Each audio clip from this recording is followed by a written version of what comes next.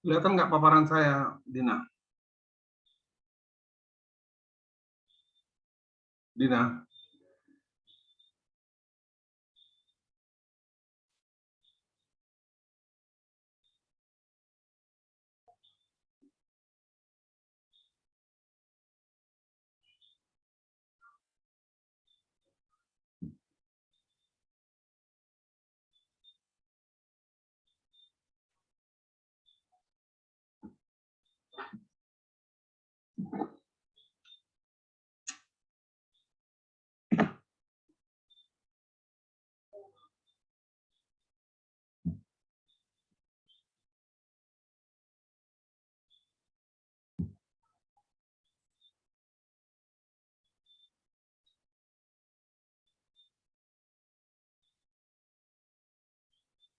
Dina kelihatan nggak paparan saya? Bintang Marato,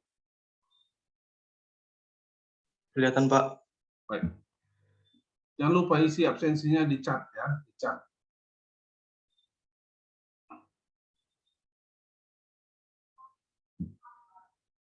Baik, kita lanjutkan dengan pengertian keanekaragaman hayati.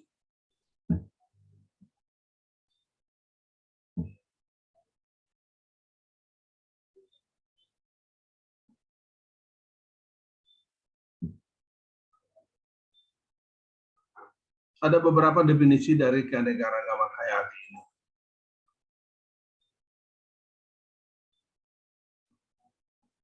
Keanekaragaman hayati dalam bahasa Inggris disebut biodiversity, atau kalau diterjemahkan ke dalam bahasa Indonesia itu adalah biodiversitas.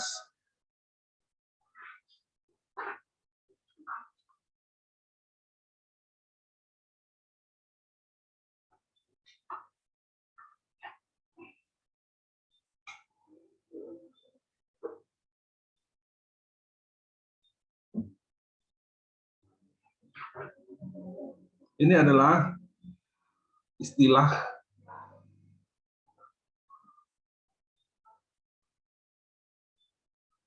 yang membahas tentang semua bentuk kehidupan,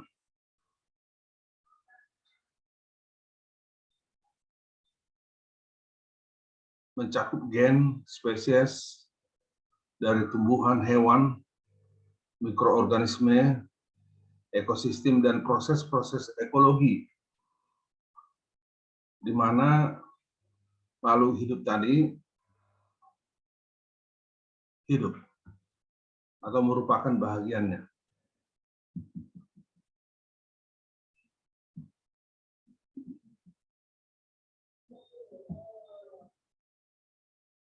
Ada juga yang mendefinisikan seperti ini. Keanekaragaman hayati adalah seluruh keanekaan bentuk kehidupan di bumi, baik itu berupa interaksinya di antara makhluk yang hidup tersebut dan dengan lingkungannya. Dan demikian keanekaragaman hayati, atau sering juga disebut dengan keragaman hayati, merujuk pada bentuk-bentuk kehidupan.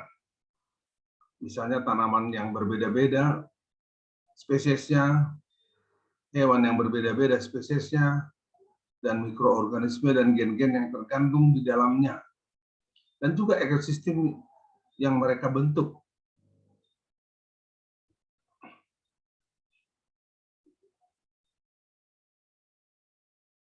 Jadi kekayaan hidup adalah merupakan hasil dari perjalanan proses tersebut selama ratusan juta tahun melalui proses yang berevolusi.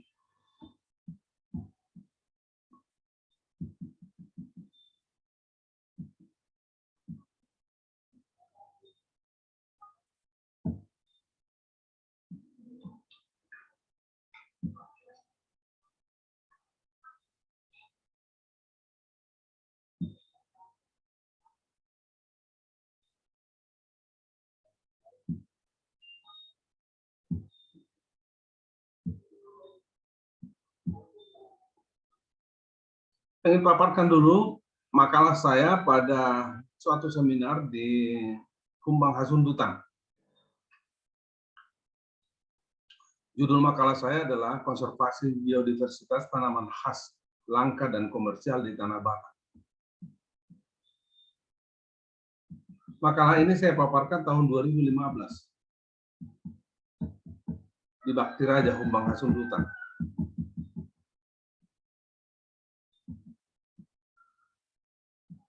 Kita tahu bersama bahwa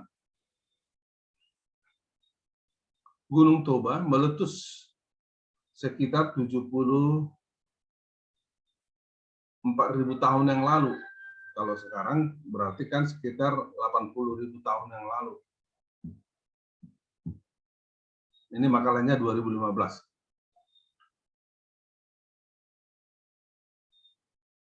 Pertanyaan kita adalah, apakah ada tanaman dan hewan di sana sebelum gunung itu meletus?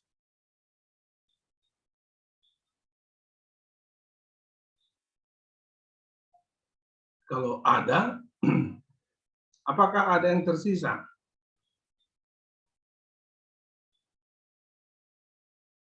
Kalau tidak ada yang tersisa, berarti tanaman-tanaman yang ada sekarang itu baru berumur 74.000 tahun, atau kalau sekarang 2022 sekitar 80.000 tahun.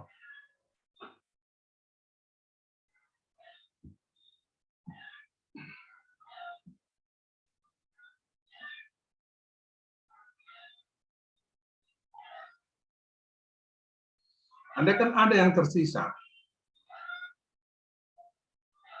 ada pula yang diintroduksi. Introduksi artinya masuk dari luar daerah itu ke daerah Gunung Toba. Berarti keanekaragaman hayati itu terbentuk dari terjadinya mutasi pada tanaman asli, jadi mutasi genetik, kemudian tanaman-tanaman yang diintroduksi juga bisa mengalami mutasi genetik. Jadi keanekaragaman hayati yang ada di situ untuk tanaman asli maupun introduksi bisa terjadi karena mutasi.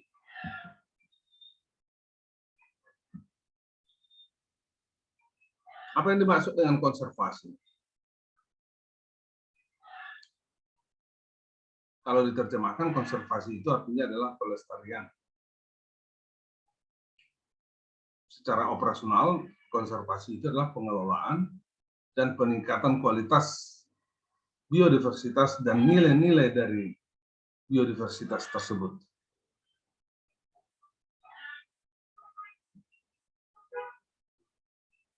Konservasi bisa dilakukan di habitat alami di tempat, disebut dengan in situ. Bisa juga dilakukan ex situ, di luar habitat alami. Jadi artinya konservasi itu bisa di daerah Gunung Toba dilakukan, bisa juga di luar daerah Gunung Toba.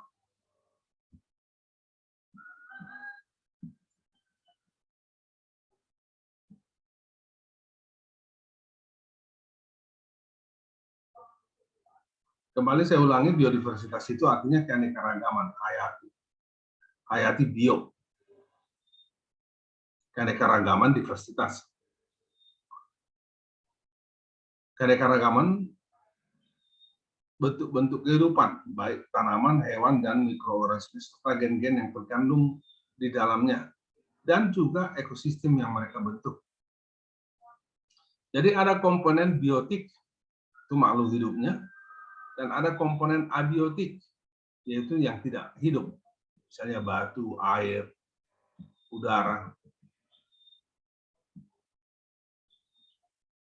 Nah, jenis-jenis keanekaragaman hayati, pertama keanekaragaman genetik.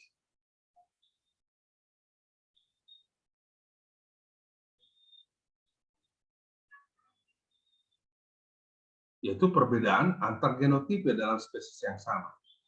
Contoh kopi. Kopi itu ada varietas Sigara Utang, ada varietas Jember, ada varietas lainnya.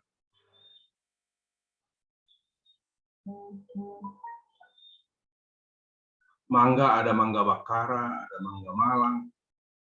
Kopi ada kopi Sigara Utang, ada kopi Onan Runggu. Itulah keanekaragaman genetik. Jadi perbedaan antar genotipe pada spesies yang sama. Sedangkan keanekaragaman spesies yang kedua ini adalah padi dan jagung. Dua-duanya spesiesnya dan genusnya juga berbeda. Kemudian yang ketiga adalah keanekaragaman ekosistem. Contoh, ada hutan tropis yang lembab di daerah Humbang, atau ada padang rumput subtropis. Hutan tropik mempunyai keanekaragaman hayati terbesar. Nah, Humbang Hasundutan, di daerah Humbang Hasundutan terdapat hutan tropis.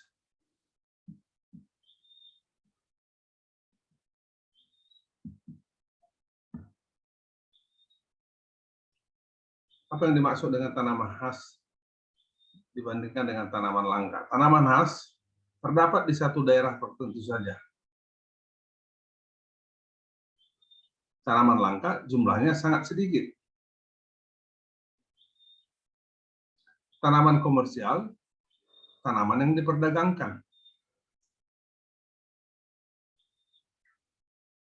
Mempunyai nilai ekonomi. Kalau kita gabung pengertiannya, tanaman khas itu tidak selalu tanaman langka, dan sebaliknya. Tanaman langka tidak harus selalu tanaman langka. Tanaman langka tidak harus selalu tanaman khas. Tanaman komersial bisa juga sebagai tanaman khas. Tanaman khas bisa juga sebagai tanaman komersial.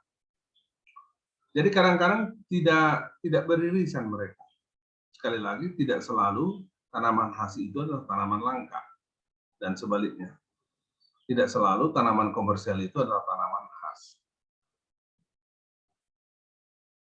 Inilah beberapa tanaman khas Batak. Sebagian langka, sebagian lagi tidak. Pirdot misalnya. Inilah obat antikudis pada ternak babi. Jadi daun pirdot ini digiling, dihaluskan, dioleskan ke kulit dari ternak babi, dan kudisnya akan sembuh.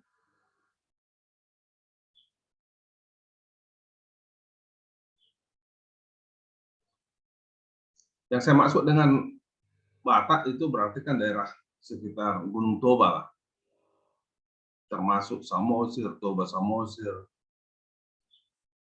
Humbang, Tapan Utara, Tapan Selatan, Dairi, Pak. Pokoknya sekitar Danau Toba. Bosi-bosi obat pembersih ginjal dan penyegar.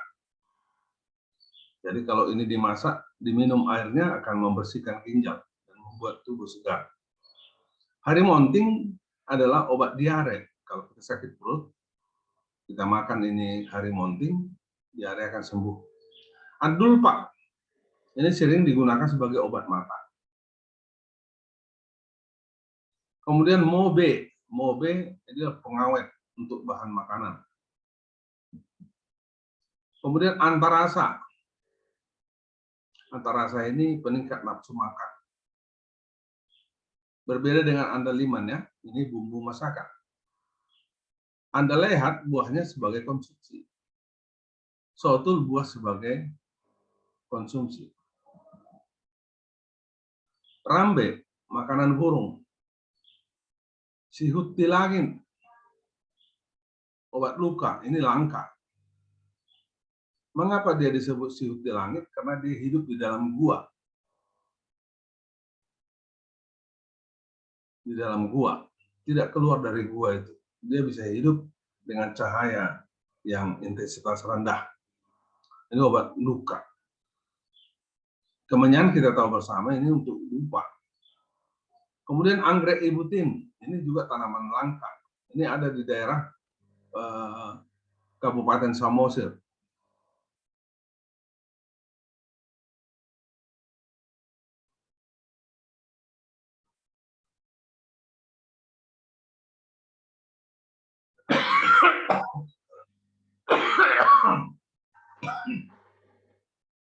Kemudian ada pohon sapinua, ada pohon hariara, ada pohon jabi-jabi, ada pohon tahun-tahun.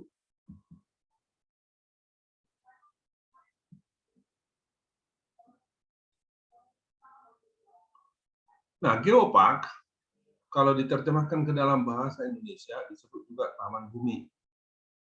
Karena ini adalah di Toba disebut kaldera Toba. Tahun yang lalu geopark kaldera Toba telah diakui dunia, telah diresmikan sebagai geopark dunia resmi. Geopark kaldera Toba kalau per definisi adalah kawasan geografis secara holistik. Artinya menyangkut geologinya, menyangkut floranya, menyangkut faunanya. Bisa digunakan dan oleh karenanya juga perlu perlindungan. Perlu pendidikan kepada masyarakat dalam konteks pembangunan berkelanjutan. Jadi geologi perlu dilindungi, masyarakat perlu dididik, flora perlu dilindungi, masyarakat perlu dididik, fauna juga perlu dilindungi dalam konteks pembangunan berkelanjutan. Harapan kita geopark ini, geopark kaldera Toba ini menjadi daerah pariwisata.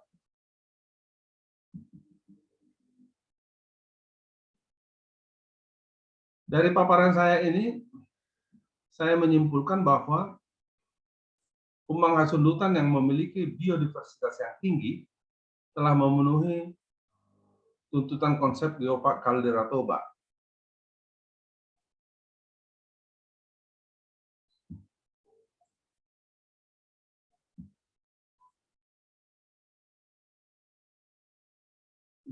Geologinya khas, tanamannya juga banyak yang bervariasi, dengan variasi yang sangat tinggi.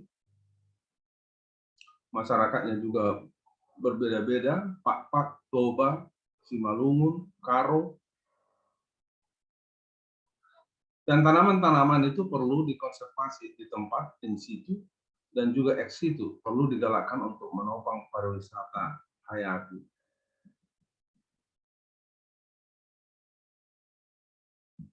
Apa selling point dari daerah kaldera Toba? Mungkin saya melihat dari segi tanamannya. Ada kopi lintong yang sangat terkenal, ada kopi sidikala yang sangat terkenal, ada mangga bakara, ada juga pisang bakara di Bakti Raja.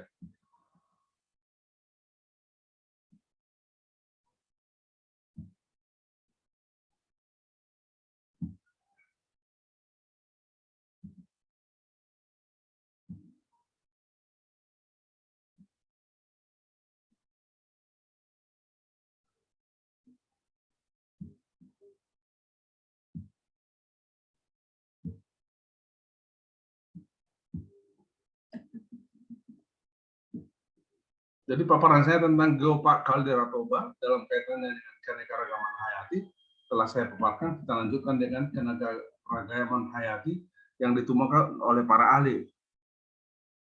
Misalnya Pianka dan Groombridge. Pianka 1966 dan Groombridge 1992 menemukan ada 4 daerah dengan keanekaragaman hayati yang tinggi. Pertama, hutan hujan tropik, terumbu karang, danau tropik besar, dan laut dalam. Pendapat mereka sama.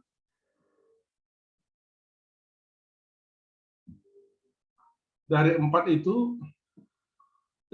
ini, hutan hujan tropik, terumbu karang, danau tropik besar, dan laut dalam, hutan hujan tropik lah yang paling banyak keanekaragaman hayatinya. Jadi dari 4 ini, hutan hujan tropik lah yang paling tinggi keanekaragaman hayati.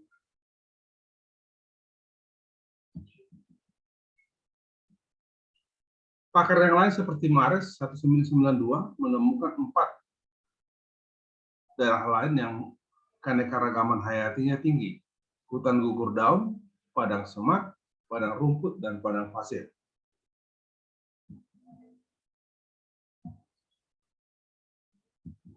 Dia tidak menyimpulkan yang mana di antara empat itu yang paling banyak keanekaragaman hayati.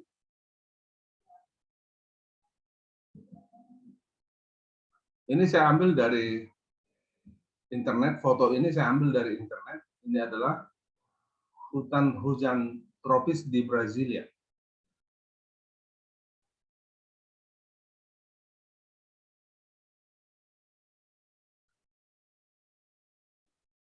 Baik, kita bicarakan kegunaan keanekaragaman hayati.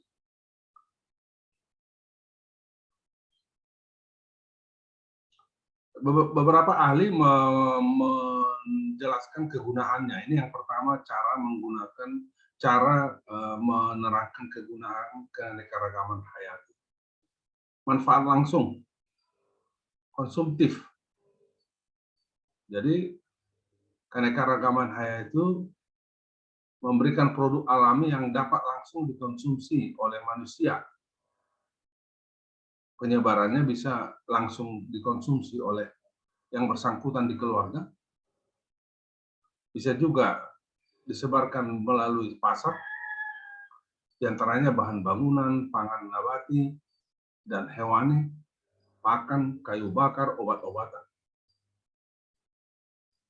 Jadi manfaat langsung pertama adalah untuk konsumtif. Manfaat langsung yang kedua, produktif. Nilai yang diberikan oleh produk alam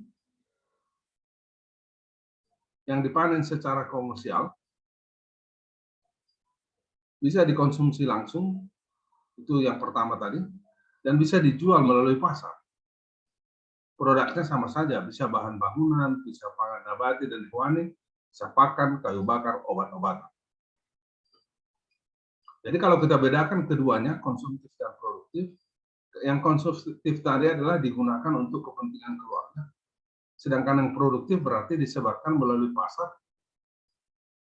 Kalau konsumtif tadi bisa disebarkan melalui pasar, tapi ada proses jual beli. Itu masuk kelompok produktif.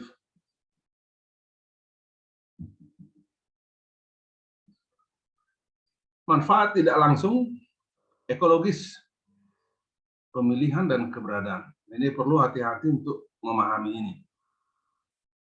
Manfaat tidak langsung secara ekologis adalah berarti memelihara keanekaragaman hayati itu akan memberikan keuntungan bagi ekosistem. Ekosistemnya terpelihara, makhluk hidupnya terpelihara, jadi biotiknya terpelihara, abiotiknya terpelihara.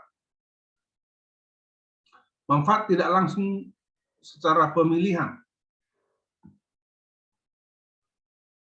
Belum semua spesies yang ada sekarang sudah diteliti. Belum semua. Baru sekitar 15 ke 30% spesies yang ada sekarang di dunia diteliti.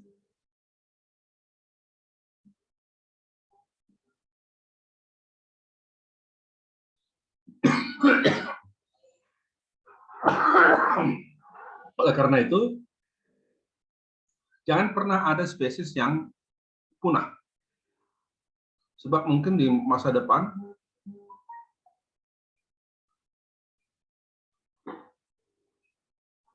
spesies itu bisa diteliti apa kegunaannya.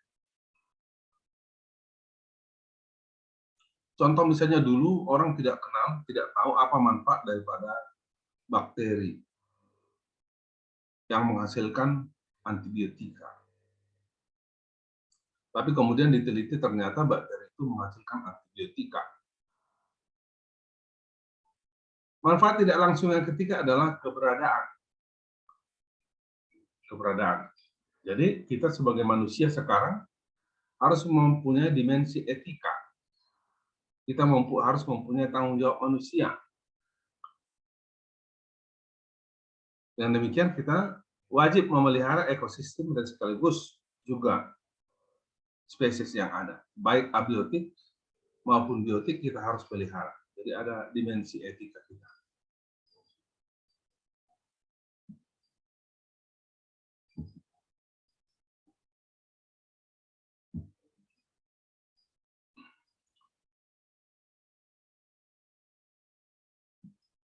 Nah, yang lain mendefinisikan kegunaan keanekaragaman hayati dengan cara seperti ini. Pertama, kalau kita mengetahui adanya keanekaragaman gen, kita bisa menggunakan gen itu untuk melakukan rekayasa genetik dan juga hibridisasi atau kawin silang. Tujuannya untuk mendapatkan bibit unggul yang diharapkan. Itu satu. Jadi keanekaragaman gen itu digunakan untuk pemulihan tanaman. Yang kedua adalah kalau kita mengetahui adanya keanekaragaman jenis, dapat menuntun kita untuk mencari alternatif bahan makanan, bahan sandang, papan, juga untuk digunakan untuk memilih hewan-hewan unggul yang kemudian dapat dibudidayakan. Yang ketiga, dengan mengetahui adanya keanekaragaman ekosistem, kita dapat mengembangkan sumber daya hayati yang cocok dengan ekosistem tertentu. Misalnya suatu tanaman, spesies tanaman tertentu atau hewan tertentu cocok pada satu ekosistem, kita bisa kembangkan juga hewan atau tanaman tadi di tempat yang lain yang sama ekosistemnya.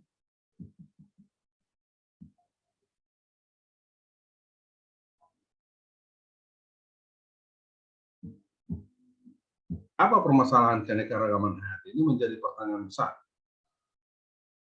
Ternyata permasalahan keanekaragaman hayati adalah adanya terjadi penurunan jumlah spesies.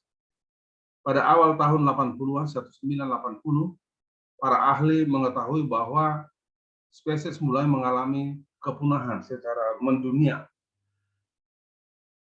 Sebenarnya awal dari kepunahan itu sudah diketahui sejak 65 juta tahun yang lalu, di mana banyak sekali dinosaurus atau sejenisnya punah.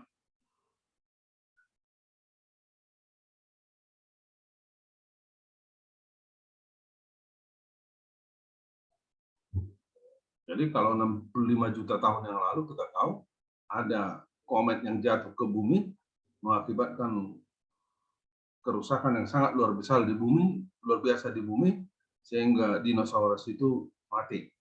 Tapi sekarang ini, krisis yang kita hadapi bukanlah hasil dari komet, tapi karena terjadi perubahan iklim secara global, terjadi perubahan geologi secara alami dan kejadian katalistik. Perubahan klima secara global itu bumi semakin panas. Misalnya, kita tahu bersama bahwa karbon dioksida kita keluarkan dari keluarga, dari sawah, dari mana saja. Misalnya bentuknya CO2 atau metan, CH4.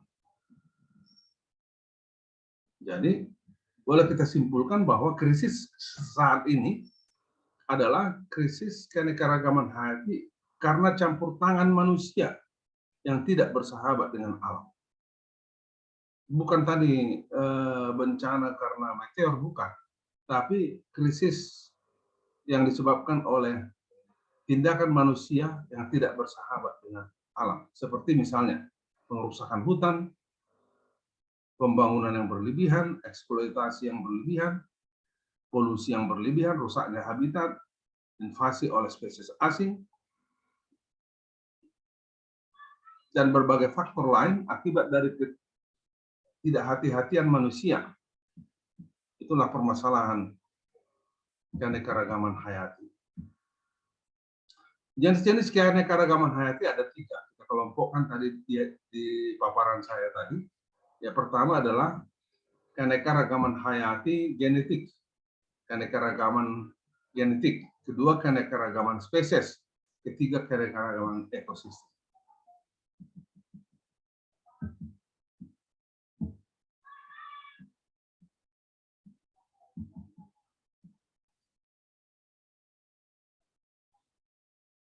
Nah, tiga-tiganya akan kita bicarakan pada pertemuan kita yang akan datang.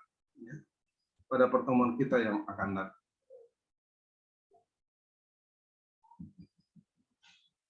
Jadi keanekaragaman genetik, keanekaragaman spesies, dan keanekaragaman ekosistem kita akan bicarakan pada pertemuan kita yang akan datang. Coba hidupkan dulu videonya masing-masing. Dina.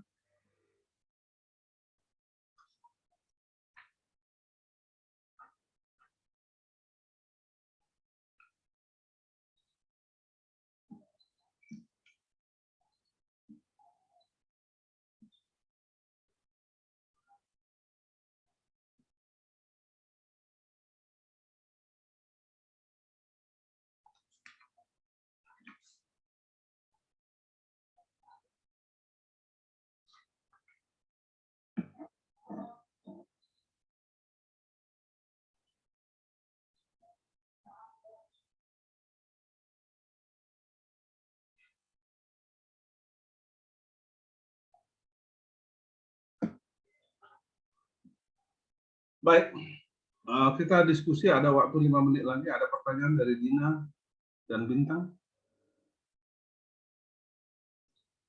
Tidak, Pak. Dina? Jelas, Pak. Baik, kalau gitu kita ketemu minggu depan ya. Baik, Pak. Baik, Pak. Jaga kesehatan masing-masing.